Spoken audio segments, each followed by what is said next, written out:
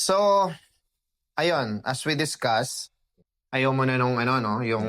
Medyo nagbubuka ako mad Oo nga, scientist. masyado na siyang maalsa. So, pero gusto mo pa rin mahaba o maiksi? Well, mas default ko ang maiksi. Okay. But if mas okay na mahaba, parang ma-embrace yun. Like you said, ma-embrace yun. Hindi, kung Curls. ano tayo, mas magandang full head na lang natin. Kung medyo iiksihan ko. Kasi kung maiksi, tas may komplikado kasi. Kung ganito lang ang let, tas i-highlight. Sige. So, full na lang natin.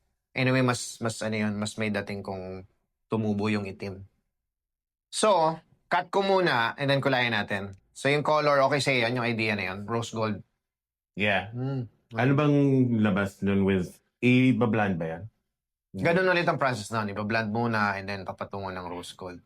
Same Okay. process. But hindi siya kasing tagal nung gray. Yeah. Kasi yung gray may certain blend na kailangan. Ito, medyo, alam mo yung typical na blend lang kailangan natin. Bagay naman siya sa Skin tone mo. ko. Kaya dapat hindi rin sobrang tingkad. Kasi sobrang magko-contrast yun eh. Okay. So dapat yung pagka-rose gold niya, medyo brown-brown pa din. Hindi yung ganyan. Yeah. That's gonna be too pale. Alright.